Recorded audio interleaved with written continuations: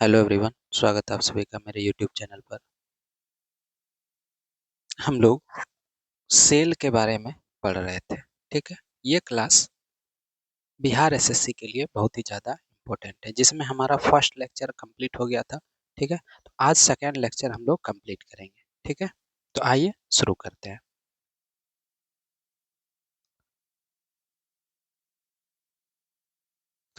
सबसे पहला टॉपिक है लवक, प्लास्टिड। लवक किसे कहते हैं, लवक क्या होता है उसके बारे में जानते हैं। लवक केवल पौधे के कोशिका में पाया जाता है। ठीक है, लवक क्या होता है,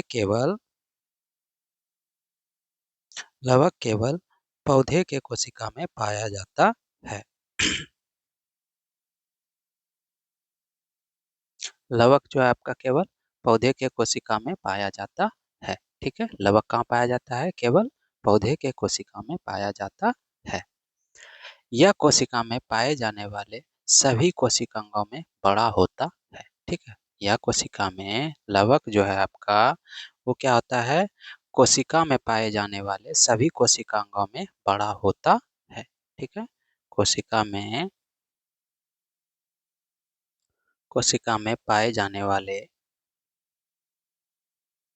कोशिका में पाए जाने वाले सभी कोशिकांगों में बड़ा होता है। ठीक है, कोशिका में पाए जाने वाले सभी कोशिकांगों में बड़ा होता है। ठीक है, कोशिका में पाए जाने वाले सभी कोशिकांगों में बड़ा होता है। ठीक है, कोशिका में पाए जाने वाले सभी कोशिकांगों में बड़ा होता है। क्लियर है। तो कवक क्या होगा, केवल पौधे के कोशिका में पाया जाता है, और कवक कोशिका में पाए जाने वाले सभी कोशिकांगों में बड़ा होता है। लवक में खास वर्णक पाए जाते हैं। ठीक है, लवक में क्या होता है, एक खास वर्णक पाए जाते हैं। ठीक है, लवक में क्या होता है, एक खास वर्णक पाए जाते हैं। ठीक है, लवक में क्या होता है, एक खास वर्णक पाए जाते हैं। लवक में एक खास वर्णक पाए जाते हैं। क्लियर है। तो लवक केवल पौधे के कोशिका में पाया जाता है, और कोशिका में पाए जाने वाले सभी कोशिकांगों में ये क्या होता है, बड़ा होता है। और लवक में क्या होता है, एक खास वर्णक पाए जाते हैं। वर्णकों के आधार पर लवक तीन प्रकार के होते हैं। ठीक है, वर्णकों के आधार पर लवक कितने प्रकार के होते हैं, तीन प्रकार के होते हैं। ठीक है, कितने प्रकार के होते हैं, तीन प्रकार के होते हैं। किसके आधार पे, वर्णकों के आधार पे। ठीक है, किसके आधार पे, वर्णकों के आधार पर। ठीक है, किसके आधार पर, वर्णकों के आधार पर। सबसे पहला क्या होता है, हरित लवक। ठीक है, सबसे पहला क्या होता है, हरित लवक। ठीक है, सबसे पहला क्या होता है, हरित लवक यानी क्लोरोप्लास्ट। सबसे क्लोरोप्लास्ट। ठीक है, सबसे पहला क्या होगा, लवक तीन प्रकार के होते हैं वर्णक के आधार पे। उसमें सबसे पहला क्या हो गया, हरित लवक क्लोरोप्लास्ट। दूसरा हो गया वर्णी लवक। ठीक है, दूसरा क्या हो गया, वर्णी लवक। ठीक है, दूसरा क्या हो गया, वर्णी लवक यानी क्रोमोप्लास्ट। क्रोमोप्लास्ट वर्णी लवक यानी दूसरा क्या हो गया, क्रोमोप्लास्ट। अब तीसरा कौन सा हो जाएगा, अवर्णी लवक यानी ल्यूकोप्लास्ट। ठीक है, अवर्णी लवक, अवर्णी लवक यानी ल्यूकोप्लास्ट। क्लियर है।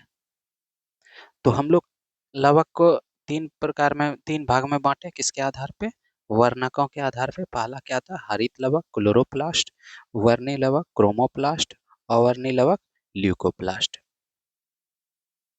अब आते हैं फर्स्ट पे, हरित लवक।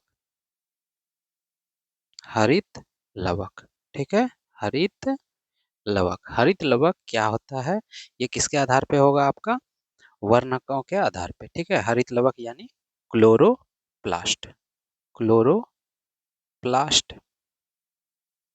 ठीक है, हरित लवक क्लोरोप्लास्ट, यह सबसे महत्वपूर्ण लवक है। ठीक है, यह क्या है, हरित लवक जो आपका महत्वपूर्ण लवक है। ठीक है, सबसे पहला बात क्या जाने, हरित लवक जो है आपका महत्वपूर्ण लवक है। ठीक है, सबसे पहला बात क्या जाने कि हरित लवक जो है आपका महत्वपूर्ण लवक है।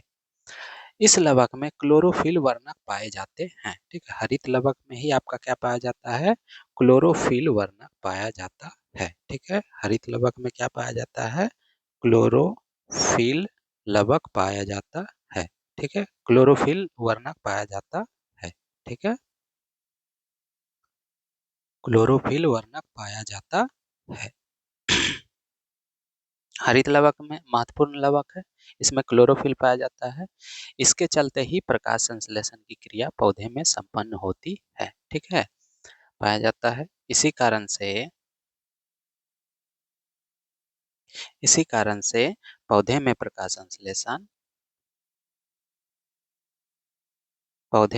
संश्लेषण की क्रिया संपन्न होती है। इसी कारण से पौधे में प्रकाश संश्लेषण होती है। ठीक है, प्रकाश संश्लेषण होती है, संश्लेषण होती है। क्लियर है। तो हरित लवक में क्या पाया जाता है, क्लोरोफिल वर्णक पाया जाता है। इसी कारण से पौधे में प्रकाश संश्लेषण होता है। हरित लवक मुख्यतः हरी परतों के मान मेसोफिल कोशिका में पाया जाता है। हरित लवक कहाँ पाया जाता है, हरी पत्तियों के मेसोफिल कोशिका में पाया जाता है। ठीक है, हरित लवक जो है आपका वो कहाँ पाया जाता है, हरित लवक जो पाया जाता है वो कहाँ पाया जाता है, हरी पत्तियों के मेसोफिल कोशिका में। ठीक है, हरित लवक पत्तियां हरी पत्तियों के मेसोफिल कोशिका में पाया जाता है। हरित लवक हरी पत्तियों के हरी पत्तियों के मेसोफिल में पाया जाता है। ठीक है, हरी पत्तियों के मेसोफिल में पाया जाता है। ठीक है, हरी पत्तियों के मेसोफिल में पाया जाता है। ठीक है, तो हरित लवक क्या है, महत्वपूर्ण लवक है। इसमें क्लोरोफिल वर्णक पाया जाता है और इसी कारण से पौधे में प्रकाश संश्लेषण होती है। और हरित लवक हरी पत्तियों के में मेसोफिल कोशिका में पाया जाता है। ठीक है, मेसोफिल कोशिका में पाया जाता है। सभी कोशिकाओं के हरित लवक प्रकाश सूक्ष्मदर्शी से देखने पर समान नहीं दिखाई पड़ते। सभी कोशिका के हरित लवक प्रकाश सूक्ष्मदर्शी से देखने पर समान नहीं दिखाई पड़ते हैं। ठीक है, यानी कि सभी कोशिका में जो हरित लवक होगा वो अलग अलग होगा। क्यों, क्योंकि सूक्ष्मदर्शी से देखने के बाद समान दिखाई नहीं पड़ता है। एक कोशिका में 1 से 80 तक हरित लवक हो सकते हैं। एक कोशिका में कितने हरित लवक हो सकते हैं, 1 से लेकर 80 तक हरित लवक हो सकते हैं, जिसकी व्यास 4 से 10 माइक्रोमीटर तथा मोटाई 3 से 4 माइक्रोमीटर तक होती है। एक कोशिका में 1 से 80 तक हरित लवक हो सकते हैं। ठीक है, कितना हरित लवक हो सकता है एक कोशिका में, 1 से 80 तक, जिसका व्यास कितना हो सकता है, 4 से 10 माइक्रोमीटर। ठीक है, और यह मोटाई कितना हो सकता है, 3 से 4 माइक्रोमीटर तक होता है। हरित लवक प्रकाश संश्लेषण क्रिया के केंद्र हैं और यह सिर्फ प्रकाश संश्लेषी पौधे में ही पाया जाता है। हरित लवक प्रकाश संश्लेषण क्रिया के केंद्र हैं। ठीक है, हरित लवक क्या है, प्रकाश संश्लेषण क्रिया के केंद्र हैं और यह सिर्फ प्रकाश संश्लेषी पौधे में ही पाया जाता है। ठीक है, ऐसे भी ये लवक जो है आपका केवल पौधे के कोशिका में ही पाया जाता है। तो हरित लवक प्रकाश संश्लेषण क्रिया के केंद्र हैं और यह सिर्फ प्रकाश संश्लेषी पौधे में ही पाया जाता है। हरित लवक का जब प्रकाश सूक्ष्मदर्शी द्वारा अध्ययन हुआ तो इसकी संरचना कुछ इस प्रकार निर्धारित हुई। हरित लवक दोहरी चिकनी झिल्ली से घिरी होती है। ठीक है, हरित लवक क्या होता है, दोहरी चिकनी झिल्ली से घिरी होती है। यह दोहरी झिल्ली पारगम्य होती है और प्रोटीन से बनी होती है। ठीक है, ये दोहरी झिल्ली जो है वो क्या होता है, पारगम्य होता है और प्रोटीन से बना होता है। ठीक है, यानी हरित लवक में जो दोहरी चिकनी झिल्ली होगी वो किससे बना है? प्रोटीन से बना होता है। दोहरी झिल्ली से घिरा हुआ तरल युक्त गुहा को स्ट्रोमा कहते हैं। दोहरी झिल्ली से घिरा हुआ जो तरल युक्त गुहा होगा उसको क्या कहते हैं? स्ट्रोमा कहते हैं। यानी दोहरी झिल्ली से घिरा हुआ कैविटी को क्या कहेंगे? स्ट्रोमा कहते हैं। स्ट्रोमा में महीन झिल्लीदार संरचनाओं को स्ट्रोमा लैमली कहते हैं। स्ट्रोमा में महीन झिल्लीदार संरचनाओं को स्ट्रोमा लैमली कहते हैं। यानी स्ट्रोमा में जो महीन झिल्लीदार संरचना होगा उसको क्या कहेंगे? स्ट्रोमा लैमली कहते हैं। स्ट्रोमा लैमली के बीच बीच चपटी एवं वृत्ताकार थैली एक समूह में व्यवस्थित रहते हैं जिसे जिसे थाइलोक्वाइड कहते हैं। ठीक है, स्ट्रोमा लैमली के बीच बीच चपटी एवं वृत्ताकार थैली एक समूह में व्यवस्थित रहते हैं जिसे थैलोक्वाइड कहते हैं। थैलोक्वाइड प्रोटीन एवं लिपिड का बना होता है। थैलोक्वाइड किसका बना होता है? प्रोटीन एवं लिपिड का बना होता है। ठीक है, थैलोक्वाइड किसका किसका बना होता है? प्रोटीन एवं लिपिड का बना होता है। थाइलोक्वाइड के समूह को ग्रेनुम ग्रेनुम कहा जाता है। ठीक है, थाइलोक्वाइड के समूह को क्या कहा जाता है? ग्रेनुम कहा जाता है। थाइलोक्वाइड नामक थैली में ही क्लोरोफिल पाया जाता है। थाइलोक्वाइड नामक थैली में ही क्या पाया जाता है? क्लोरोफिल पाया जाता है। क्लोरोफिल अणुओं के समूह को क्वांटा सम भी कहा जाता है। ठीक है, क्लोरोफिल अणुओं के समूह को क्वांटा सम भी कहा जाता है। अब आते हैं वर्णी लवक। लवक तीन प्रकार के होते थे वर्णों के आधार पे। पहला हम लोगों ने पढ़ा हरित लवक। ठीक है, दूसरा आप पढ़ेंगे वर्णी लवक। वर्णी लवक को रंगीन लवक कहा जाता है। ठीक है, वर्णी लवक को क्या कहा जाता है? रंगीन लवक कहा जाता है। ठीक है, वर्णी लवक को कैसा लवक कहा जाता है? रंगीन लवक कहा जाता है। पौधे में हरे रंग के अतिरिक्त अन्य सभी रंगों के लिए वर्णी लवक ही उत्तरदायी है। पौधे में हरे रंग के अलावा जो अन्य रंग होता है, ठीक है, जैसे गाजर का रंग हो गया या फिर पपीता का रंग हो गया, तो सबका अलग अलग रंग जो होता है, हरा के अलावा जितना भी रंग है उसके लिए कौन उत्तरदायी है? वर्णी लवक ही उत्तरदायी है। विभिन्न प्रकार के वर्णी लवक। ठीक है, सबसे पहला गाजर का नारंगी रंग। ठीक है, पहले गाजर का कैसा? गाजर का नारंगी रंग। ठीक है, गाजर का नारंगी रंग जो होता है वो किसके कारण होता है? कैरोटीन के कारण। ठीक है, किसके कारण होता है? कैरोटीन के कारण होता है। ठीक है, कैरोटीन के कारण होता है। ठीक है, गाजर का नारंगी रंग किसके कारण होता है? कैरोटीन के कारण होता है। हल्दी का पीला रंग। ठीक है, हल्दी का हल्दी का पीला रंग। ठीक है, हल्दी का पीला रंग किसके कारण होता है? जैंथोफिल के कारण। ठीक है, किसके कारण? जैंथोफिल के कारण होता है। ठीक है, हल्दी का पीला रंग जो होता है वो किसके कारण होता है? जैंथोफिल के कारण होता है। पपीते का पीला रंग। ठीक है, किसका? पपीते का पीला रंग। ठीक है, हल्दी का पीला रंग जो था वो जैंथोफिल के कारण होता था। पपीता का जो पीला रंग है वो किसके कारण होता है? कैरिका जैंथिन के कारण। ठीक है, किसके कारण? कैरिका जैंथिन। कैरिका जैंथिन। ठीक है, कैरिका जैंथिन। तो पपीता का जो पीला रंग होता है वो किसके कारण होता है? कैरिका जैंथिन के कारण होता है। ठीक है, टमाटर का लाल रंग। ठीक है, किसका? टमाटर का लाल रंग। ठीक है, टमाटर का लाल रंग किसके कारण होता है?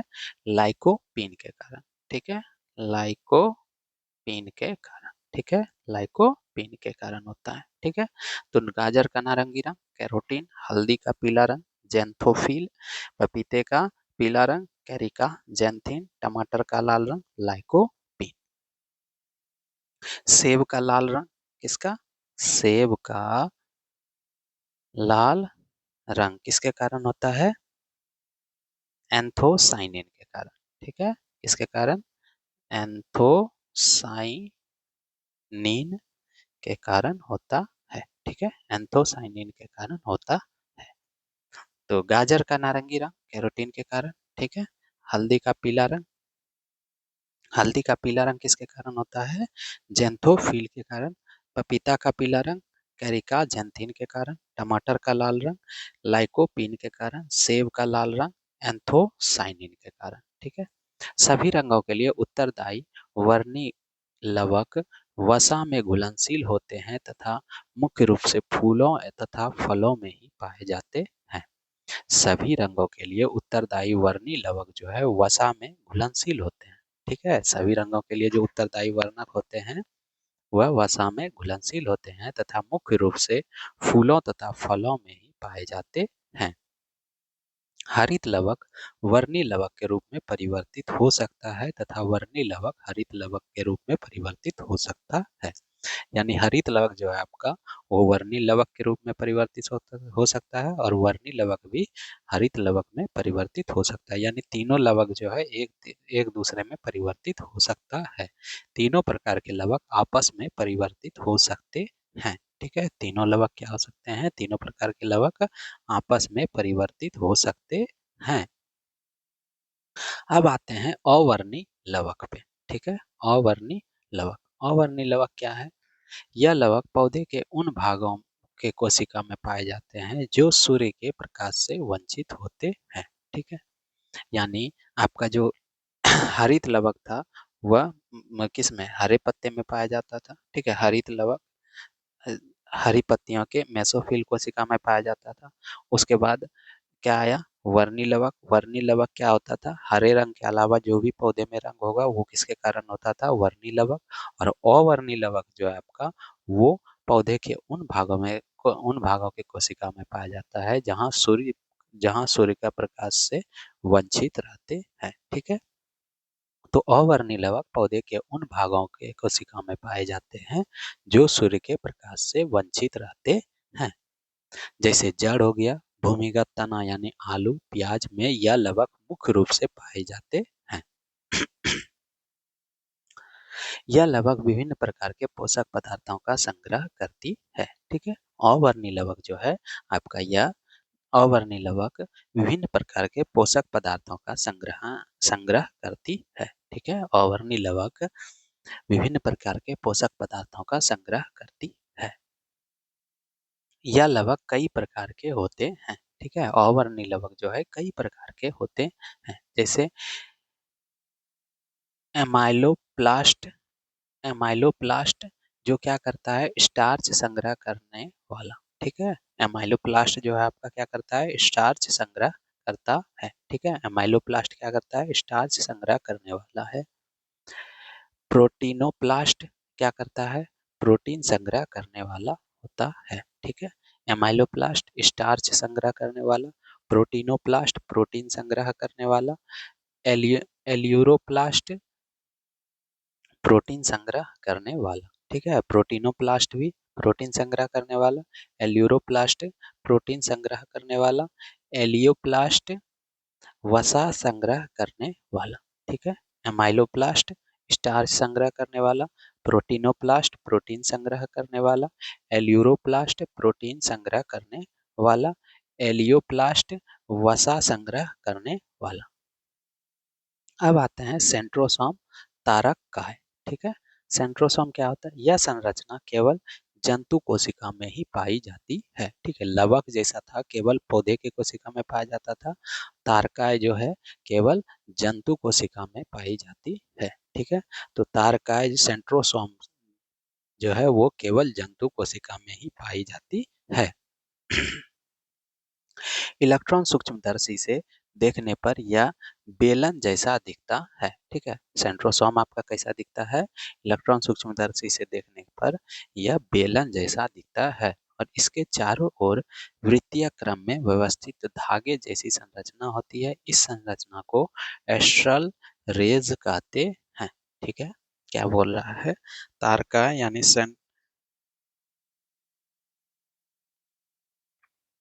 सेंट्रोसोम जो है वो आपका केवल जंतु कोशिका में ही पाया जाता है और इलेक्ट्रॉन सूक्ष्मदर्शी से देखने यह एक यह बेलन जैसा दिखता है और इसके चारों ओर वृत्तीय क्रम में व्यवस्थित धागे जैसी संरचना होती है। इस संरचना को एस्ट्रल रेज कहते हैं। प्रत्येक सेंट्रोसोम के अंदर एक या दो कण जैसी संरचना पाई जाती है जिसे सेंट्रोइल कहते हैं। ठीक है, प्रत्येक सेंट्रोसोम में क्या होता है, प्रत्येक सेंट्रोसोम के अंदर क्या होता है, एक या दो कण जैसी संरचना पाई जाती है जिसे क्या कहते हैं, सेंट्रोसोइल कहते हैं। सेंट्रोसोम का नामकरण टी बोवेरी के द्वारा किया गया। ठीक है, सेंट्रोसोम का नामकरण किसके द्वारा किया गया, टी बोवेरी के द्वारा किया गया। ठीक है, सेंट्रोसोम का नामकरण टी बेवोरी के द्वारा किया गया। सेंट्रोसोम जंतु कोशिका को कोशिका विभाजन में मदद करता है। ठीक है, सेंट्रोसोम जंतु कोशिका को कोशिका विभाजन में मदद करता है। उसके बाद आते हैं रसधानियां, वॉक्यूल्स।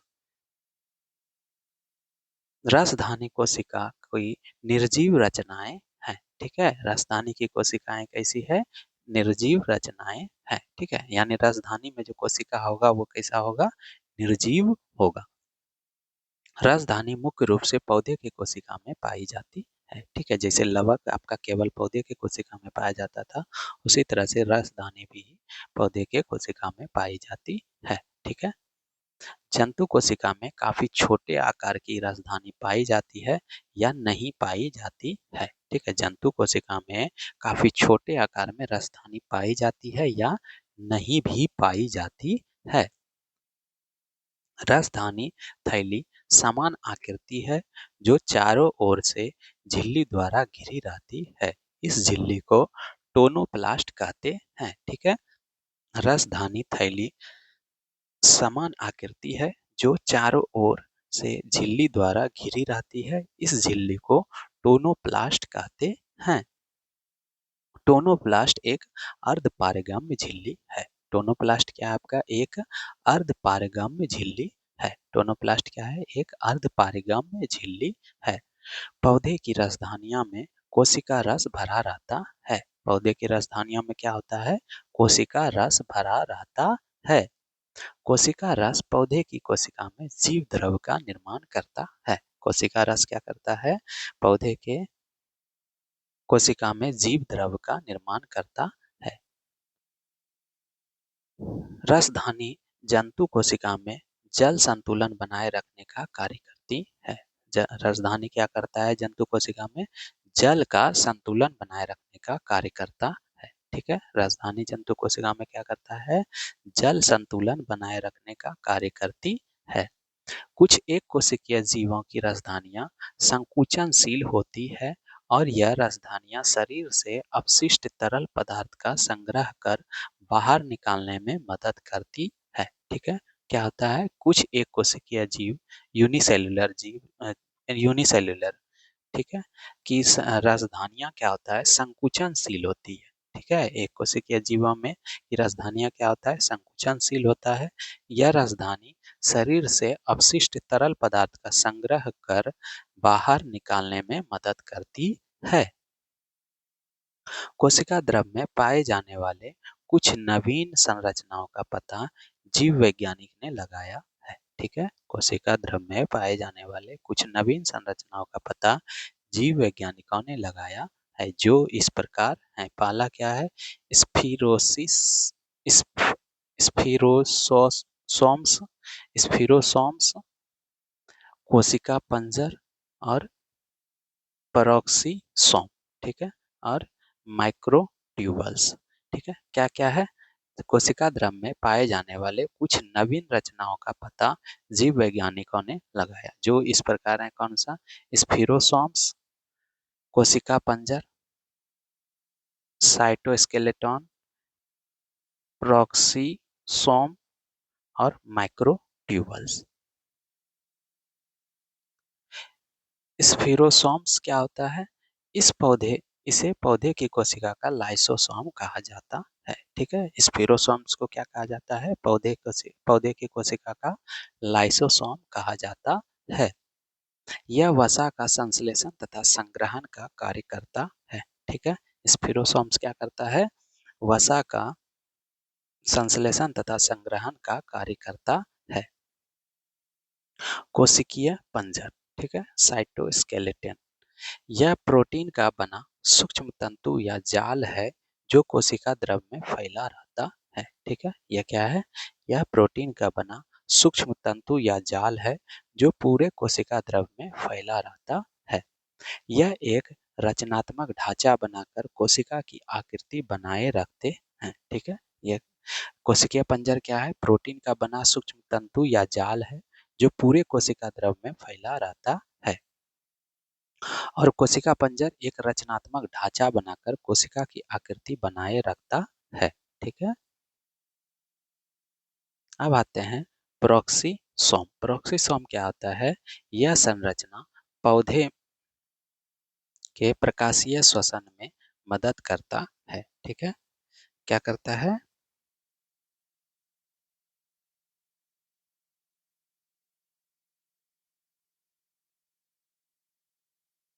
प्रोक्सीसोम क्या करता है? पौधे में प्रकाशीय श्वसन में मदद करता है।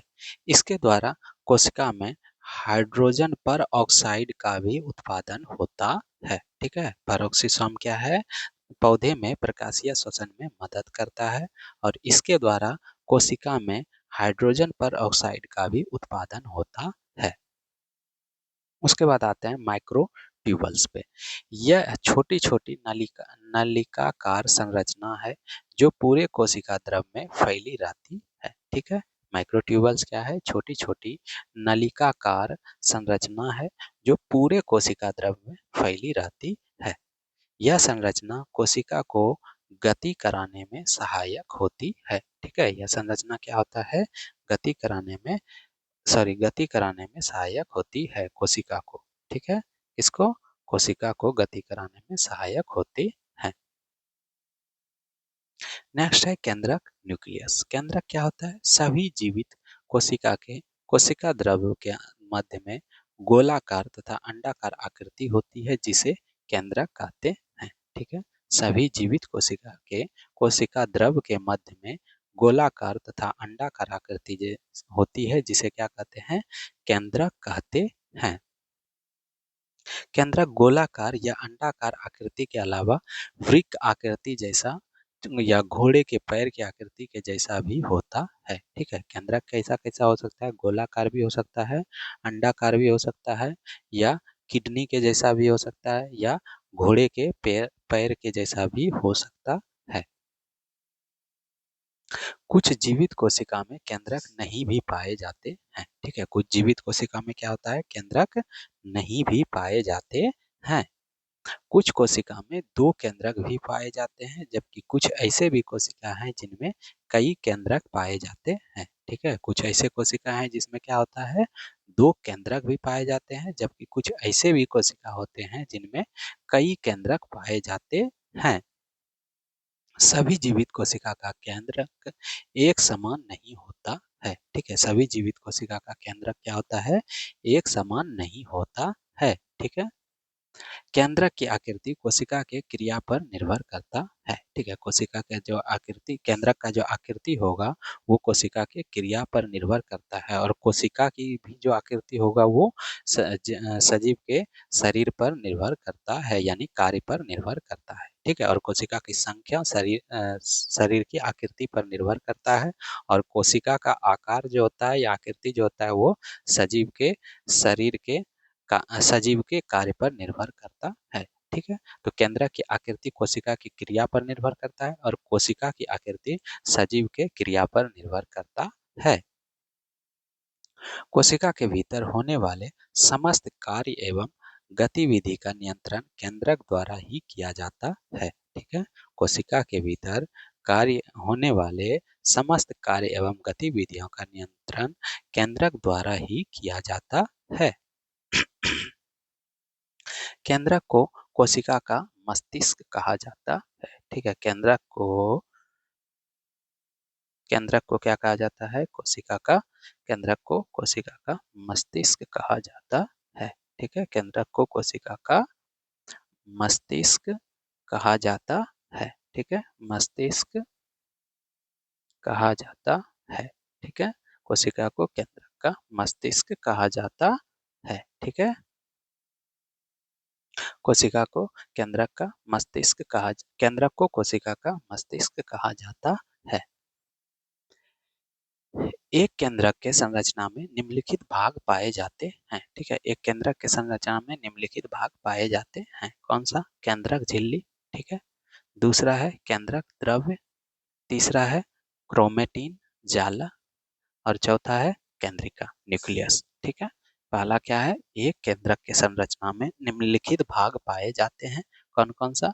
केंद्रक झिल्ली, ठीक है, न्यूक्लियर मेम्ब्रेन या न्यूक्लियर इवॉल्व, केंद्रक द्रव्य, न्यूक्लियोप्लाज्म या न्यूक्लियोसेप, क्रोमेटिन जाल और केंद्रक। ठीक है, तो ये सब क्या है? केंद्रक के संरचना के भाग है। ठीक है, कौन कौन सा? केंद्रक झिल्ली, केंद्रक द्रव्य, क्रोमेटिन जाल और केंद्रिका। केंद्रक झिल्ली क्या होता है? यह दोहरी परत की बनी झिल्ली होती है जो केंद्र के चारों ओर रहता है। ठीक है, केंद्रक क्या होता है? केंद्रक झिल्ली क्या होता है? यह दोहरी परत की बनी झिल्ली होती है जो केंद्र के चारों ओर रहता है। दोहरी परत वाली झिल्ली के बाद के जगह को पेरनी पेरिन्यूक्लियर स्पेस कहते हैं। दोहरी परत वाली झिल्ली के बीच के जगह को क्या कहा जाता है? पेरिन्यूक्लियर स्पेस कहते हैं। ठीक है, केंद्रक झिल्ली की बाहरी परत अंतर्द्रव्य जालिका से जबकि भीतरी परत क्रोमेटिन नेटवर्क से जुड़ा रहता है। ठीक है, केंद्रक झिल्ली की बाहरी परत अंतर्द्रव्य जालिका से जबकि भीतरी परत क्रोमेटिन नेटवर्क से जुड़ा रहता है। केंद्रक झिल्ली में कई छिद्र होते हैं जिन छिद्रों से कोशिका द्रव्य तथा केंद्रक द्रव्य के बीच पोषक पदार्थों का आदान प्रदान होता है। ठीक है, केंद्रक झिल्ली में कई छिद्र होते हैं। ठीक है, केंद्रक झिल्ली में क्या होता है? कई छिद्र होते हैं जिन छिद्रों से कोशिका द्रव्य तथा केंद्रक द्रव्य के बीच पोषक पदार्थों का आदान प्रदान होता है। ठीक है, केंद्रक द्रव्य क्या है? केंद्रक द्रव्य केंद्रक के भीतर पाए जाने वाले जीव द्रव्य को ही केंद्रक द्रव्य कहते हैं। ठीक है, केंद्रक के भीतर जो जीव द्रव्य पाए जाते हैं उसी को क्या कहते हैं? केंद्रक द्रव्य कहते हैं। ठीक है, केंद्रक के भीतर जो जीव द्रव्य पाए जाते हैं उसी को क्या कहते हैं? केंद्रक द्रव्य कहते हैं। इस द्रव्य में मुख्य रूप से प्रोटीन, फास्फोरस तथा न्यूक्लियक अम्ल, डीएनए तथा आरएनए पाए जाते हैं। ठीक है, केंद्रक द्रव्य के में मुख्य रूप से प्रोटीन, फास्फोरस एवं न्यूक्लियक अम्ल, डीएनए तथा आरएनए पाए जाते हैं।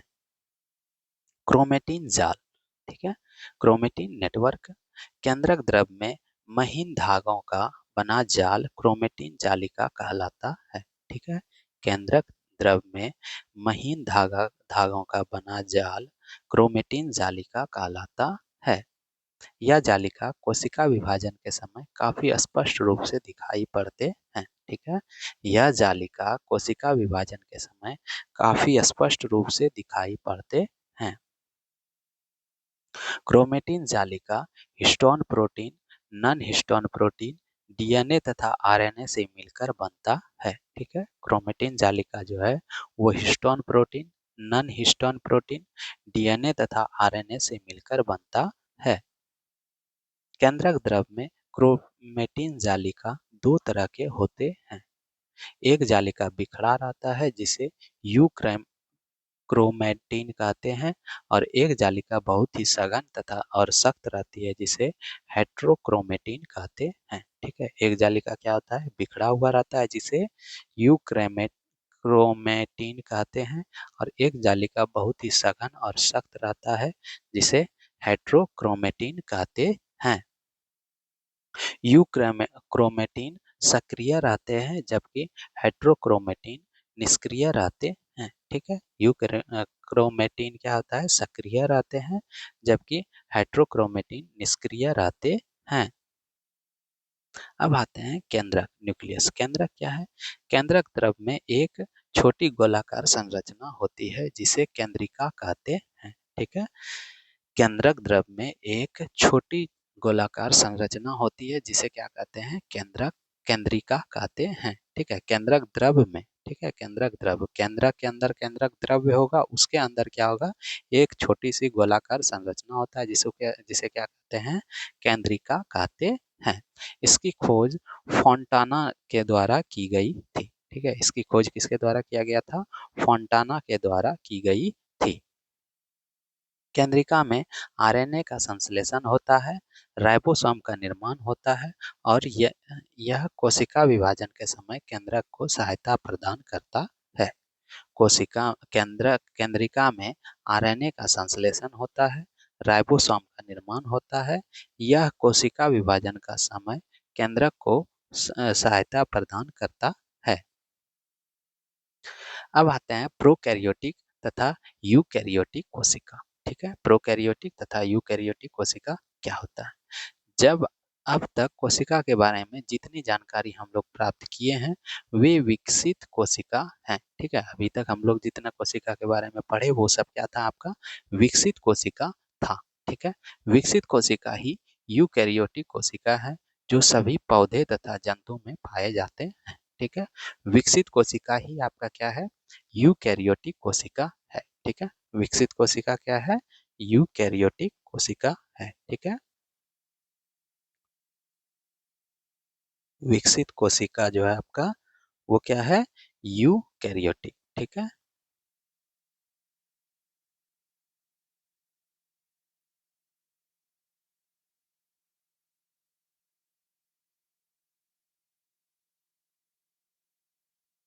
विकसित कोशिका जितना भी है वो सब क्या है? आपका यूकैरियोटिक कोशिका है जो सभी पौधे एवं जंतु में पाए जाते हैं। ठीक है, पृथ्वी पर जो जीव पहली बार अवतरित हुए उनकी कोशिका यूकैरियोटिक की तरह नहीं थी, उनमें कई कोशिकीय संरचना का अभाव था। ठीक है, पृथ्वी पर जो जीव पहली बार अवतरित हुआ, ठीक है, उनका कोशिका क्या था? यूकैरियोटिक की तरह नहीं था, उनमें कई कोशिका संरचना का अभाव था। इस तरह से कम विकसित कोशिका को प्रोकैरियोटिक कोशिका कहा जाता है। जीवाणु में इसी तरह की कोशिका पाई जाती है। ठीक है, तो क्या बोल रहा है कि पृथ्वी पर जो जीव पहली बार अवतरित हुए उनकी कोशिका यूकैरियोटिक की तरह नहीं था। ठीक है, जिनमें उनमें कई कोशिका संरचना का क्या था?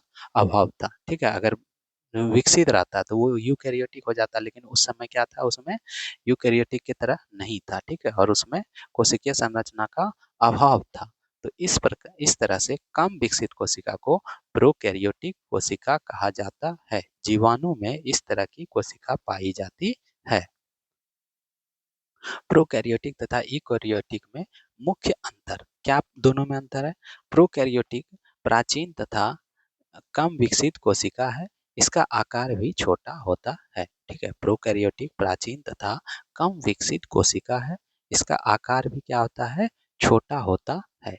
जबकि यूकैरियोटिक विकसित कोशिका है, इसका आकार प्रोकैरियोटिक से बड़ा होता है। ठीक है, प्रोकैरियोटिक प्राचीन तथा कम विकसित कोशिका है, इसका आकार क्या होता है? छोटा होता है। यूकैरियोटिक कोशिका विकसित कोशिका है, इसका आकार प्रोकैरियोटिक से बड़ा होता है। प्रोकैरियोटिक में वास्तविक केंद्रक नहीं पाए जाते हैं। ठीक है, प्रोकैरियोटिक में क्या होता है? वास्तविक केंद्रक नहीं पाए जाते हैं, जबकि यूकैरियोटिक में वास्तविक केंद्रक युक्त कोशिका है। ठीक है, यूकैरियोटिक क्या है? वास्तविक कोशिका युक्त वास्तविक कोशिका केंद्रक युक्त कोशिका है। ठीक है, यूकैरियोटिक क्या है? वास्तविक केंद्रक युक्त कोशिका है, और प्रोकैरियोटिक में क्या होगा? वास्तविक केंद्रक नहीं पाए जाते हैं। प्रोकैरियोटिक में क्लोरोप्लास्ट, गोल्गी कॉय, माइटोकॉन्ड्रिया, अंतर्द्रव्य जालिका का अभाव रहता है। ठीक है, प्रोकैरियोटिक में क्लोरोप्लास्ट, गोल्गी कॉय, माइटोकॉन्ड्रिया, अंतर्द्रव्य जालिका का अभाव रहता है, जबकि यूकैरियोटिक में ये सभी संरचनाएं मौजूद रहती है। ठीक है, प्रोकैरियोटिक में क्लोरोप्लास्ट, गोल्गी कॉय, माइटोकॉन्ड्रिया, अंतर्द्रव्य जालिका का अभाव रहता है, और यूकैरियोटिक में सभी संरचनाएं मौजूद रहता है। प्रोकैरियोटिक में केवल एक गुणसूत्र रहते हैं तथा इसके डीएनए में हिस्टोन प्रोटीन नहीं रहते हैं। ठीक है, प्रोकैरियोटिक में केवल एक गुणसूत्र रहते हैं तथा इसके डीएनए में हिस्टोन प्रोटीन नहीं रहते हैं। जबकि यूकैरियोटिक में एक से अधिक क्रोमोसोम पाए जाते हैं और इसका डीएनए हिस्टोन प्रोटीन युक्त होता है। ठीक है, यूकैरियोटिक में एक से अधिक क्रोमोसोम पाए जाते हैं और इसका डीएनए क्या होता है, हिस्टोन प्रोटीन युक्त होता है। प्रोकैरियोटिक में 70S राइबोसोम पाए जाते हैं। ठीक है, प्रोकैरियोटिक में 70S राइबोसोम पाए जाते हैं जबकि यूकैरियोटिक में 80S राइबोसोम पाए जाते हैं। ठीक है, प्रोकैरियोटिक में 70S राइबोसोम पाए जाते हैं और यूकैरियोटिक में 80S राइबोसोम पाए जाते हैं। प्रोकैरियोटिक में केंद्रिका नहीं होती है। ठीक है, प्रोकैरियोटिक में केंद्रिका नहीं होती है जबकि यूकैरियोटिक में यह उपस्थित रहता है। प्रोकैरियोटिक में केंद्रिका नहीं होता है जबकि यूकैरियोटिक में यह उपस्थित रहता है। प्रोकैरियोटिक में कोशिका भित्ति होती है परंतु यह सेल्यूलोज की नहीं बनी होती है। प्रोकैरियोटिक में क्या होता है, कोशिका भित्ति होती है परंतु यह सेल्यूलोज की नहीं बनी होती है जबकि यूकैरियोटिक की कोशिका भित्ति सेल्यूलोज की बनी होती है। ठीक है, प्रोकैरियोटिक में कोशिका भित्ति होती है परंतु यह सेल्यूलोज की नहीं बनी होती है। यूकैरियोटिक की कोशिका भित्ति सेल्यूलोज की बनी होती है। अब आते हैं प्लांट और एनिमल कोशिका पे। ठीक है, प्लांट और एनिमल पादप तथा जंतु दोनों की कोशिका यूकैरियोटिक है और लगभग इन दोनों की कोशिका समान होती है। ठीक है, क्या बोल रहा है, पादप तथा जंतु दोनों की कोशिका यूकैरियोटिक है। ठीक है, यानी दोनों की कोशिका जो है वो कैसा है, विकसित कोशिका है। ठीक है, और लगभग इन दोनों की कोशिका समान होती है। कुछ कोशिकीय संरचनाओं के दृष्टिकोण से पादप तथा जंतु कोशिका में अंतर होते हैं। ठीक है, कुछ कोशिकीय संरचनाओं के दृष्टिकोण से पादप तथा जंतु कोशिकाओं में अंतर होता है। पादप तथा जंतु कोशिका में पाए जाने वाले मुख्य अंतर क्या क्या है। मुख्य अंतर, पादप कोशिका में कोशिका भित्ति पाई जाती है। ठीक है, पादप कोशिका में क्या पाया जाता है, कोशिका भित्ति पाई जाती है जबकि जंतु कोशिका में कोशिका भित्ति का अभाव होता है। ठीक है, पादप कोशिका में क्या पाया जाता है, कोशिका भित्ति पाया जाता है जबकि जंतु कोशिका में कोशिका भित्ति का अभाव होता है। पादप कोशिका के बाहरी परत कोशिका भित्ति होती है। ठीक है, पादप कोशिका की बाहरी परत क्या होता है, कोशिका भित्ति होती है और जंतु कोशिका की बाहरी परत कोशिका झिल्ली होती है। पादप कोशिका का आकार जंतु कोशिका के तुलना में थोड़ा बड़ा होता है। ठीक है, पादप कोशिका का आकार जंतु कोशिका की तुलना में थोड़ा बड़ा होता है। पादप कोशिका में वृद्धि कोशिकाओं के आकार बढ़ने से होता है। ठीक है, पादप कोशिका में वृद्धि कोशिकाओं के आकार बढ़ने से होता है जबकि जंतु कोशिका में वृद्धि कोशिका की संख्या बढ़ने से होता है। पादप कोशिका में जो वृद्धि होगा वो कोशिकाओं के आकार बढ़ने से होता है जबकि जंतु कोशिका में वृद्धि कोशिका की संख्या बढ़ने से होता है। कठोर कोशिका भित्ति होने के कारण पादप कोशिका नियमित आकार का होता है। ठीक है, कठोर कोशिका भित्ति होने के कारण पादप कोशिका कैसा होगा, नियमित आकार का होता है जबकि जंतु कोशिका की आकृति अनियमित हो रहती है। ठीक है, जबकि जंतु कोशिका की आकार क्या होता है, अनियमित होता है। पादप कोशिका में लवक पाए जाते हैं। ठीक है, पादप कोशिका में क्या पाए जाते हैं, लवक पाए जाते हैं जबकि जंतु कोशिका में लवक नहीं पाए जाते हैं। ठीक है, जंतु पादप कोशिका में लवक नहीं पाए जाते हैं जबकि जंतु कोशिका में लवक सॉरी पादप कोशिका में लवक पाए जाते हैं और जंतु कोशिका में लवक नहीं पाए जाते हैं। पादप कोशिका में सेंट्रोसोम का अभाव रहता है जबकि जंतु कोशिका में सेंट्रोसोम पाया जाता है। ठीक है, पादप कोशिका में सेंट्रोसोम का अभाव रहता है, जबकि जंतु कोशिका में सेंट्रोसोम पाया जाता है। पादप कोशिका की रसधानी काफी बड़ी होती है, जबकि जंतु कोशिका की रसधानी काफी छोटी होती है। नेक्स्ट है, पादप कोशिका में ऊर्जा का संग्रह स्टार्च के रूप में होता है। ठीक है, पादप कोशिका में ऊर्जा का संग्रह स्टार्च के रूप में होता है, जबकि जंतु कोशिका में ऊर्जा का संग्रह ग्लाइकोजेन के रूप में होता है। ठीक है, पादप कोशिका में ऊर्जा का संग्रह स्टार्च के रूप में होता है, जबकि जंतु कोशिका में ऊर्जा का संग्रह ग्लाइकोजोन के रूप में होता है। पादप कोशिका में सीलिया जैसे संरचना अंगक का निर्माण नहीं होता है। ठीक है, पादप कोशिका में सीलिया जैसे प्रचलन अंगक का निर्माण नहीं होता है। सीलिया केवल जंतु कोशिका में ही पाया जाता है। ठीक है, पादप कोशिका में सीलिया जैसे प्रचलन अंगक का निर्माण नहीं होता है और सीलिया केवल जंतु कोशिका में ही पाया जाता है। नेक्स्ट है विसरण और परासरण, डिफ्यूजन और ऑस्मोसिस। ठीक है, पोषक पदार्थों का सजीवों के प्रत्येक कोशिका में पहुंचना तथा कोशिका में अनुपयोगी या हानिकारक पदार्थ का बाहर निकलना अत्यंत आवश्यक है। इस कार्य हेतु सजीवों में परिवहन तंत्र बने होते हैं। ठीक है, पोषक पदार्थ का सजीवों के प्रत्येक कोशिका में पहुंचना तथा कोशिका में अनुपयोगी या हानिकारक पदार्थ का बाहर निकलना अत्यंत आवश्यक है। इस कार्य हेतु सजीव में परिवहन तंत्र बने होते हैं।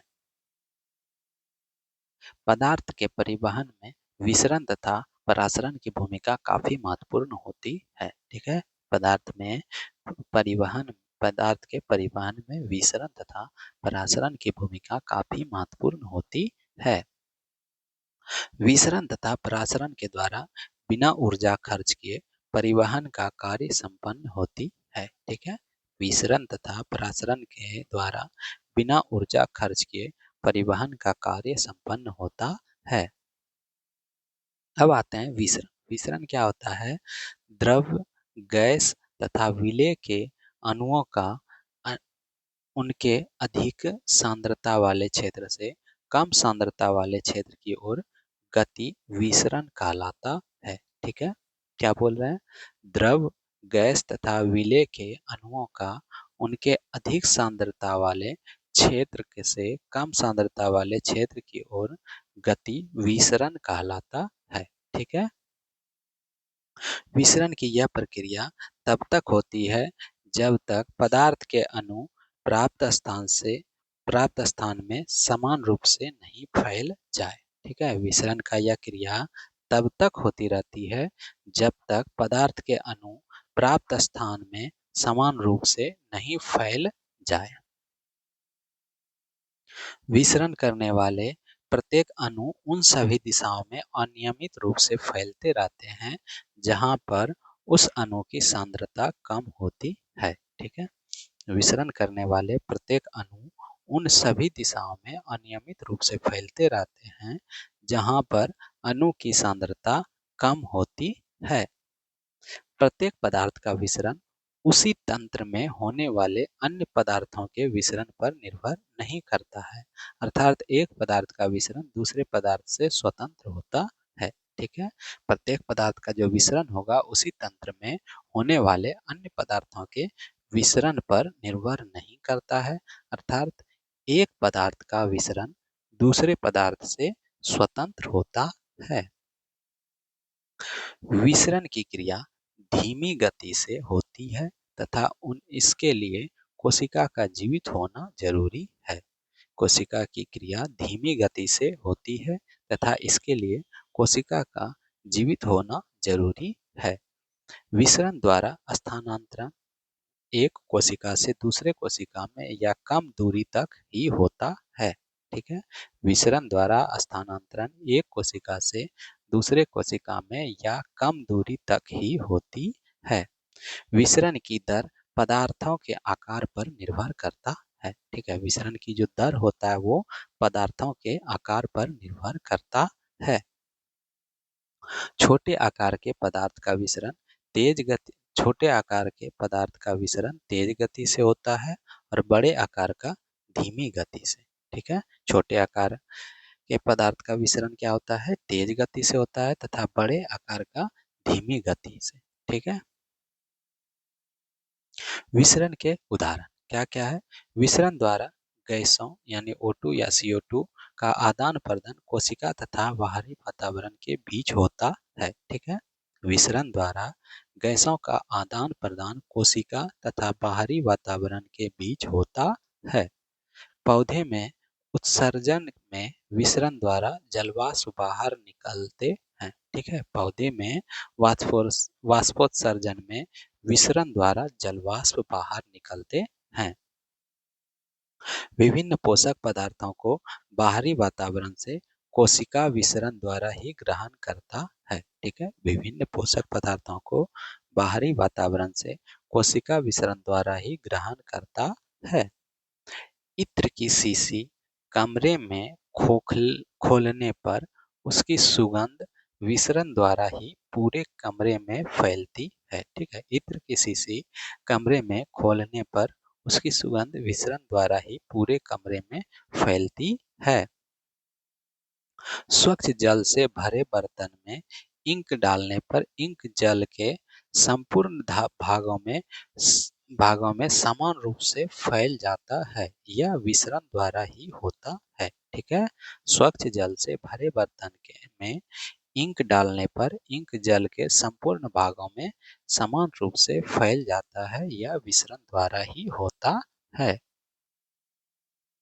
परासरण ऑस्मोसिस। ठीक है, परासरण की प्रक्रिया परासरण की प्रक्रिया में जल के अणु अर्धपारगम्य झिल्ली के द्वारा जल के अधिक सांद्रता वाले क्षेत्र से जल के कम सांद्रता वाले क्षेत्र की ओर गमन करता है। ठीक है, परासरण में क्या होता है कि परासरण की प्रक्रिया में जल के अणु अर्धपारगम्य झिल्ली के द्वारा जल के अधिक सांद्रता वाले क्षेत्र से कम सांद्रता वाले क्षेत्र की ओर गमन करता है।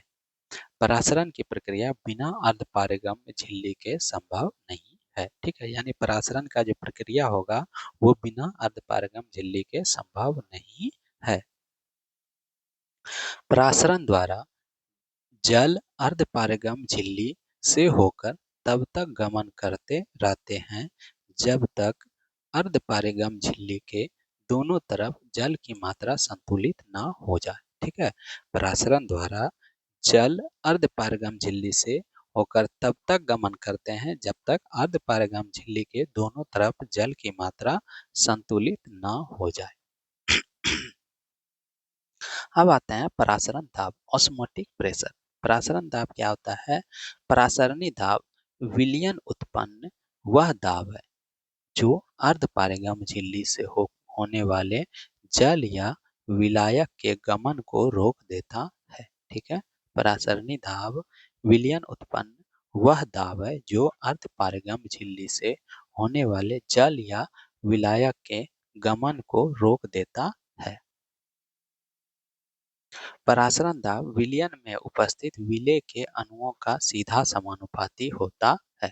ठीक है, परासरण दाब जो होता है विलयन में उपस्थित विलयन में दो ही चीज होता है, विलेय और विलायक। ठीक है, तो परासरण दाब जो होगा विलयन में उपस्थित विलेय के अणुओं का सीधा समानुपाती होता है। अब आते हैं परासरण के उदाहरण। ठीक है, परासरण द्वारा पौधे अपने मूल रोम से भूमि से जल अवशोषित करते हैं। ठीक है, परासरण द्वारा क्या होता है, पौधे अपने मूल रोम से भूमि से जल अवशोषित करते हैं। पौधे के कोशिका में जल का संचलन परासरण द्वारा ही होता है। ठीक है, पौधे के कोशिका में जल का संचलन परासरण के द्वारा ही होता है। परासरण द्वारा पौधे के विभिन्न अंग स्फीत रहते हैं। ठीक है, परासरण द्वारा पौधे के विभिन्न अंग स्फीत रहते हैं जिससे वह अंग अपना कार्य अच्छी तरह से कर सकते हैं। ठीक है, क्या बोल रहा है, परासरण द्वारा पौधे के विभिन्न अंग स्फीत रहते हैं, जिससे वह अंग अपना कार्य अच्छी तरह से कर सकते हैं। पौधे के पत्तियों से पौधे के विभिन्न भागों में खाद्य पदार्थों का वितरण परासरण के द्वारा ही होता है। ठीक है, पौधे के पत्तियों से पौधे के विभिन्न भागों में खाद्य पदार्थों का वितरण परासरण के द्वारा ही होता है। पत्तियों में पाए जाने वाले रंध्र के खुलने तथा बंद होने में परासरण का मुख्य भूमिका होती है। ठीक है, पत्तियों में पाए जाने वाले रंध्र के खुलने तथा बंद होने में परासरण की मुख्य भूमिका होती है। परासरण का कोशिका के साथ संबंध। ठीक है, प्रत्येक कोशिका में कोशिका द्रव्य होता है, जिसकी अपनी एक निश्चित परासरणी दाब होती है। ठीक है, प्रत्येक कोशिका में कोशिका द्रव्य होती है, जिसकी अपनी एक निश्चित परासरणी दाब होती है।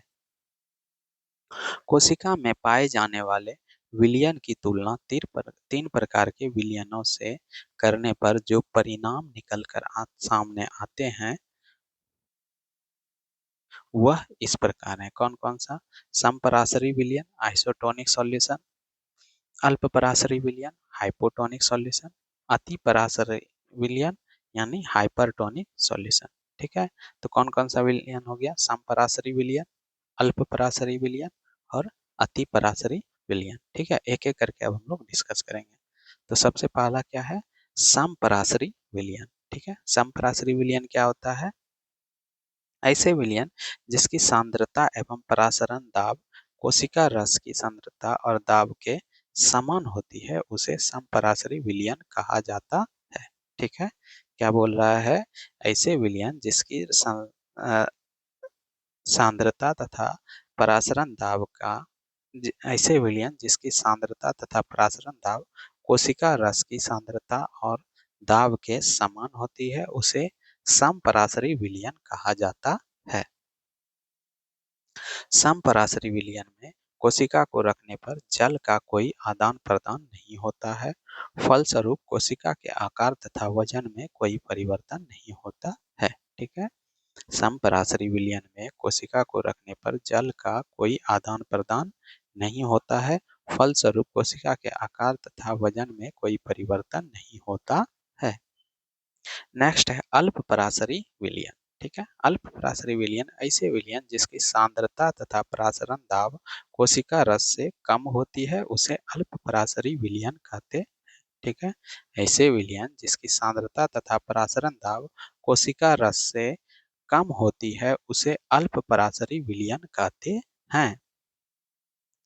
अल्पपराशरी विलयन में कोशिका को रखने पर जल बाहरी विलयन से कोशिका में प्रवेश करने लगता है, जिसके कारण कोशिका का आकार और वजन बढ़ जाता है। ठीक है, अल्पपराशरी विलयन में कोशिका को रखने पर जल बाहरी विलयन से कोशिका में प्रवेश करने लगता है, जिसके कारण कोशिका का आकार बढ़ जाता है या फिर वजन बढ़ जाता है। अल्पपराशरी विलयन से जल का कोशिका में प्रवेश करना अंतःपरासरण कहलाता है। ठीक है, अल्पपराशरी विलयन से जल का कोशिका में प्रवेश करना अंतःपरासरण कहलाता है। अब आते हैं अतिपराशरी विलयन। ठीक है, अतिपराशरी विलयन क्या होता है? ऐसे विलयन जिसकी सांद्रता एवं परासरण दाब कोशिका से अधिक होती है, उसे अतिपराशरी विलयन कहते हैं। ठीक है, ऐसा विलयन जिसकी सांद्रता एवं परासरण दाब कोशिका में अधिक होती है, उसे अतिपराशरी विलयन कहते हैं। अतिपराशरी विलयन में कोशिका को रखने पर कोशिका के अंदर का जल निकलकर बाहर आ जाते हैं, जिसके कारण से कोशिका का आकार और वजन घट जाता है। ठीक है, अतिपराशरी विलयन में कोशिका को रखने पर कोशिका के अंदर का जल निकलकर बाहर आ जाता है, जिसके कारण कोशिका का आकार और वजन घट जाता है। अतिपराशरी विलयन में कोशिका को रखने पर कोशिका का जल बाहर निकलना बाह्य परासरण कहलाता है। ठीक है, अति पराशरी विलयन में कोशिका को रखने पर कोशिका का जल बाहर निकलना बाह्य परासरण कहलाता है। बाह्य परासरण के कारण कोशिका का जीव द्रव्य सिकुड़ने लगता है और कुछ समय बाद जीव द्रव्य संकुचित होकर कोशिका के एक कोने में कोशिका झिल्ली द्वारा घिरी हुई नजर आती है। इस प्रक्रिया को जीव द्रव्य संकुचन कहते हैं। ठीक है। बाह्य परासरण के कारण कोशिका का जीव द्रव्य सिकुड़ने लगता है और कुछ समय बाद जीव द्रव्य संकुचित होकर कोशिका के एक कोने में कोशिका झिल्ली द्वारा घिरी हुई नजर आती है। इस प्रक्रिया को जीव द्रव्य संकुचन कहते हैं। अब आते हैं कुछ इंपॉर्टेंट टॉपिक, जिसमें से पहला है अंतः शोषण, इम्बिबेशन। ये क्या है? अंतः शोषण एक विशेष प्रकार की विसरण है, ठीक है, जिसमें गोंद, स्टार्च, जिलेटिन, लकड़ी, सूखे बीज जल अवशोषित कर फूल जाते हैं। ठीक है। अंतः शोषण क्या है? अंतः शोषण एक विशेष प्रकार का विसरण है, जिसमें क्या होता है? गोंद हो गया, स्टार्च हो गया, जिलेटिन हो गया, लकड़ी हो गया, सूखे बीज जल अवशोषित कर फूल जाते हैं। सक्रिय परिवहन। सक्रिय परिवहन क्या है? जब पदार्थ के स्थानांतरण में ऊर्जा खर्च होता है तो इस परिवहन को सक्रिय परिवहन कहते हैं। ठीक है। जब क्या होता है? पदार्थ के स्थानांतरण में ऊर्जा खर्च होता है तो इस परिवहन को सक्रिय परिवहन कहते हैं। निष्क्रिय परिवहन। निष्क्रिय परिवहन क्या होता है? जब पदार्थों का परिवहन बिना ऊर्जा खर्च किए होता है तो इसे निष्क्रिय परिवहन कहते हैं। ठीक है। जब पदार्थों का परिवहन बिना ऊर्जा खर्च किए होता है तो इसे निष्क्रिय परिवहन कहते हैं। उसके बाद लास्ट है एंडोसाइटोसिस। ठीक है। एंडोसाइटोसिस। एंडोसाइटोसिस क्या होता है? एक कोशिकीय जीव की कोशिका झिल्ली का लचीलापन कोशिका को इस योग्य बना देता है कि वह बाहरी वातावरण से भोजन को ग्रहण कर सके। कोशिका झिल्ली द्वारा उत्पन्न इसी कार्य को एंडोसाइटोसिस कहते हैं। ठीक है। एक कोशिकीय जीव, ठीक है, यूनिसेल्युलर जो होगा वो क्या करेगा? एक कोशिकीय जीव की कोशिका झिल्ली का लचीलापन, ठीक है, कोशिका को इस योग्य बना देता है कि वह बाहरी वातावरण से भोजन ग्रहण कर सके। कोशिका झिल्ली द्वारा उत्पन्न इसी कार्य को क्या कहते हैं? एंडोसाइटोसिस कहते हैं। ठीक है। जीव द्रव्य विकुंचन। ठीक है। जीव द्रव्य विकुंचन। जीव द्रव्य विकुंचित कोशिका को अगर अल्प पराशरी विलयन में रख दें तो अ- अतः अंतः परासरण के कारण जीव द्रव्य पुनः अपने पहले वाले स्थिति को प्राप्त कर लेता है। इस प्रक्रिया को जीव द्रव्य विकुंचन कहते हैं। ठीक है। क्या बोल रहा है? जीव द्रव्य कुंचित कोशिका को अगर अल्प पराशरी विलयन में रख दें तो अंतः परासरण के कारण जीव द्रव्य पुनः अपने पहले वाले स्थिति को प्राप्त कर लेता है। इसी प्रक्रिया को जीव द्रव्य संकुचन कहते हैं। अब आते हैं कोशिका विभाजन, सेल डिवीजन पे। पुराने अथवा पैतृक कोशिका से नए अथवा संतति कोशिका का निर्माण होना ही कोशिका विभाजन है। ठीक है। पुराने अथवा पैतृक कोशिका से नए अथवा संतति कोशिका का निर्माण होना ही कोशिका विभाजन कहलाता है। सर्वप्रथम कोशिका सिद्धांत से यह स्पष्ट हुआ था कि नए कोशिका का निर्माण पहले से मौजूद कोशिकाओं के द्वारा होता है। इसमें केंद्रक की भूमिका सर्वाधिक महत्वपूर्ण होती है। ठीक है। सर्वप्रथम कोशिका के सिद्धांत से यह स्पष्ट हुआ कि नए कोशिका का निर्माण जो है पहले से मौजूद कोशिकाओं के द्वारा होता है और इसमें केंद्रक की भूमिका सर्वाधिक सर्वाधिक महत्वपूर्ण होती है।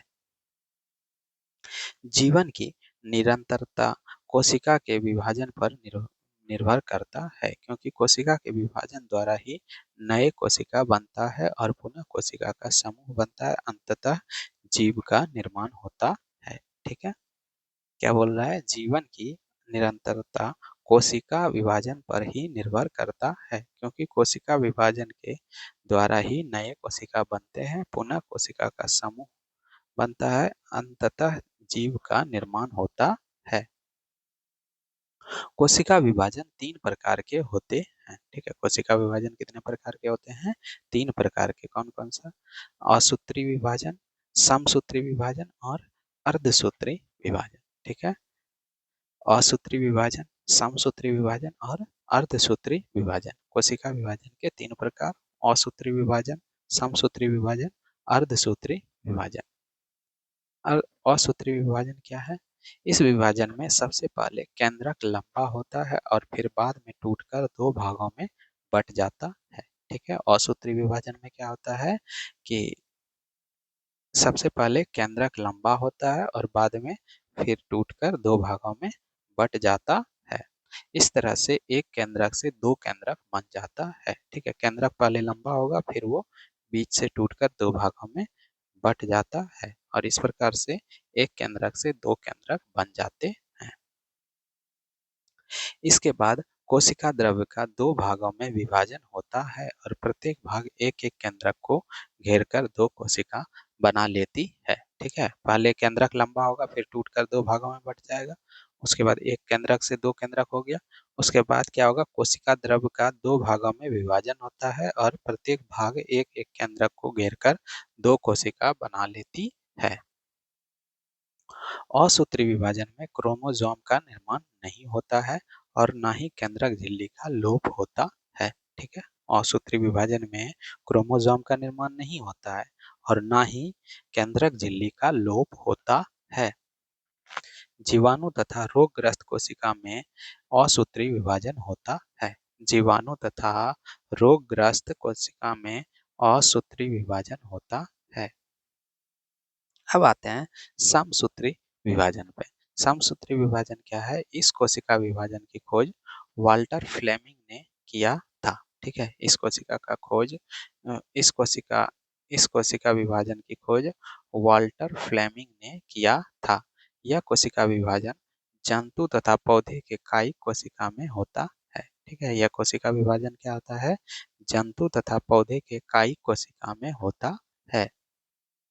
समसूत्री विभाजन के 2 अवस्था हैं। ठीक है, समसूत्री विभाजन के 2 अवस्था हैं, कैरियोकेनेसिस और साइटोकेनेसिस। ठीक है, कैरियोकेनेसिस और साइटोकेनेसिस। कैरियोकेनेसिस क्या होता है? इस अवस्था में कोशिका के केंद्र का विभाजन होता है। ठीक है, इस अवस्था में क्या होता है? कोशिका के केंद्र का विभाजन होता है। कैरियोकेनेसिस अवस्था 4 अवस्थाओं से गुजरकर समाप्त है। ठीक है, कैरियोकेनेसिस अवस्था 4 अवस्थाओं से गुजरकर समाप्त होती है। ठीक है, कैरियोकेनेसिस कितने अवस्थाओं से गुजरकर समाप्त होती है? 4 अवस्थाओं से गुजरकर समाप्त होती है। यह 4 अवस्थाएं क्रमिक रूप से इस प्रकार है: प्रोफेज, मेटाफेज, एनाफेज और टेलोफेज।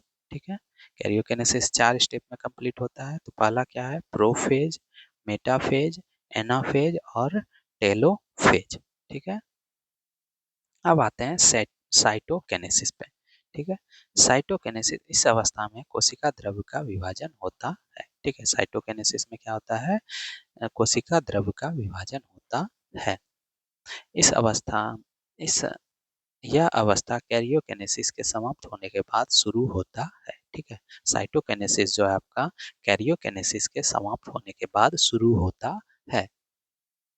यह अवस्था पौधे तथा जंतु में एक समान रूप से नहीं होती है। ठीक है, यह अवस्था जो है पौधे एवं जंतु में एक समान रूप से नहीं होती है।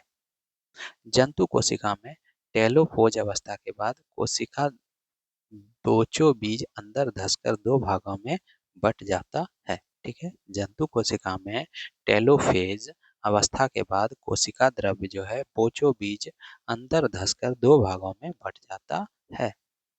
पादप के कोशिका द्रव्य अंदर की ओर धंसकर विभाजित नहीं होती है। ठीक है। जंतु कोशिका में जो है बोचो बीज अंदर धंसकर दो भागों में बढ़ जाता है, जबकि पादप के कोशिका द्रव अंदर की ओर धंसकर विभाजित नहीं होती है। पादप के कोशिका द्रव के मध्य एक कोशिका पट्टी का निर्माण होता है। ठीक है। पादप के कोशिका द्रव के मध्य एक कोशिका पट्टी का निर्माण होता है। इसके बाद सेल प्लेट के दोनों ओर सेल्यूलोज की दीवार बन जाती है और अंततः कोशिका द्रव्य दो हिस्सा में विभाजित हो जाती है। इस तरह कैरियोकिनेसिस तथा साइटोकिनेसिस अवस्था के बाद एक कोशिका से दो कोशिका बनते हैं और प्रत्येक में क्रोमोसोम की संख्या बराबर होती है। ठीक है। इस तरह से क्या होता है, कैरियोकिनेसिस तथा साइटोकिनेसिस अवस्था के बाद एक कोशिका से दो कोशिका बनते हैं और प्रत्येक में क्रोमोसोम की संख्या बराबर होती है। नए बने कोशिका में क्रोमोसोम की संख्या उतना ही होती है जितना जनक कोशिका में होती है। ठीक है। नए बने कोशिका में क्रोमोसोम की संख्या उतनी ही होती है जितनी जनक कोशिका में होती है। जीवों में पवन रूद भवन तथा घावों का भराव इसी कोशिका के विभाजन का फलस्वरूप होता है। ठीक है। जीवों में पुनर्रूद भवन तथा घावों का भराव इसी कोशिका का विभाजन के फलस्वरूप होता है। अर्धसूत्री विभाजन, यह विभाजन जनन कोशिका के परिपक्व हो जाने पर होता है। ठीक है। यह विभाजन क्या होता है, जनन कोशिका के परिपक्व हो जाने पर होता है। यह विभाजन जनन कोशिका में होता है, जिसके फलस्वरूप अगुणित युग्मक जैसे शुक्राणु कोशिका, अंडाणु कोशिका बनते हैं जो जनन की क्रिया में होने वाले निषेचन में भाग लेते हैं। ठीक है। यह विभाजन क्या होता है, जनन कोशिका में होता है, जिसके फलस्वरूप अगुणित युग्मक जैसे शुक्राणु कोशिका, अंडाणु कोशिका बनते हैं जो जनन की प्रक्रिया में होने वाले निषेचन में भाग लेते हैं। अर्धसूत्री विभाजन दो चरणों में संपन्न होती है। पहला चरण को रिडक्शन डिवीजन या मियोसिस 1 कहा जाता है। दूसरे चरण को होमोटाइपिक डिवीजन या मियोसिस 2 कहा जाता है।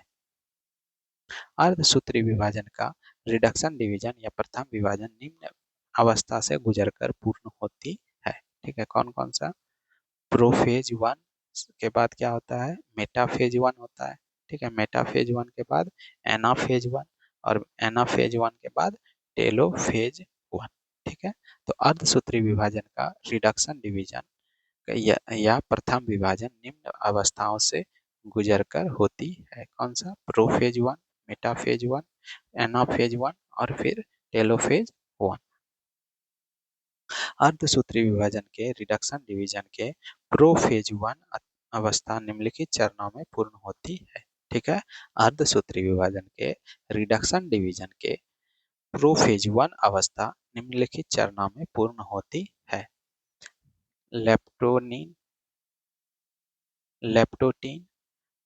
जाइगोटीन, पचाइटीन, डेप्लोटीन और फिर डाइकनेसिस। ठीक है। तो आपका अर्धसूत्री विभाजन के रिडक्शन डिवीजन के प्रोफेज 1 अवस्था निम्नलिखित चरणों में पूर्ण होती है। कौन कौन सा, लेप्टोटीन, जाइगोटीन, पचाइटीन, डेप्लोटीन और डाइकनेसिस। रिडक्शन डिवीजन समाप्त होने पर कोशिका द्रव्य विभाजित होकर दो अनुजात कोशिका बनता है। ठीक है। रिडक्शन डिवीजन समाप्त होने पर कोशिका द्रव्य विभाजित होकर दो अनुजात कोशिका बनाता है।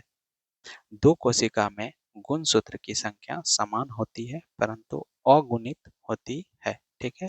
दो कोशिका में गुणसूत्र की संख्या समान होती है परंतु अगुणित होती। मियोसिस 2 अथवा मिटोसिस डिवीजन की तरह ही संपन्न होती है। ठीक है। मियोसिस 2 अथवा मेटासिस डिवीजन की तरह संपन्न होती है। इस द्वितीय चरण में निम्नलिखित अवस्थाएं होती है, प्रोफेज 2, मेटाफेज 2, एनाफेज 2 और टेलीफेज 2। ठीक है, टेलोफेज 2। तो मियोसिस 2 अथवा मिटोसिस डिवीजन की तरह ही संपन्न होती है। इस द्वितीय चरण में निम्नलिखित अवस्थाएं होती है: prophase 2, metaphase 2, anaphase 2, telophase 2।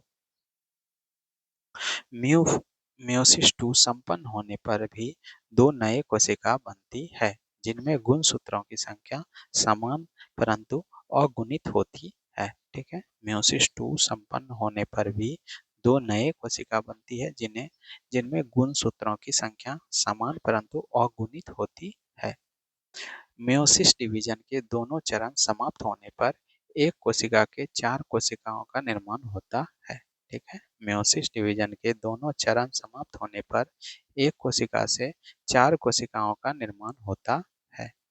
Meiosis division से बने अगुणित कोशिका निषेचन के द्वारा आपस में मिलकर जायगोट या द्विगुणित कोशिका में बदल जाता है। ठीक है, मियोसिस डिवीजन से बने अगुणित कोशिका निषेचन के दौरान आपस में मिलकर जायगोट या द्विगुणित कोशिका में बदल जाता है। इस तरह गुणसूत्रों का आपस में मिलने से उसमें नवीनता आती है, जो सजीवों में विभिन्नताएं उत्पन्न करती है।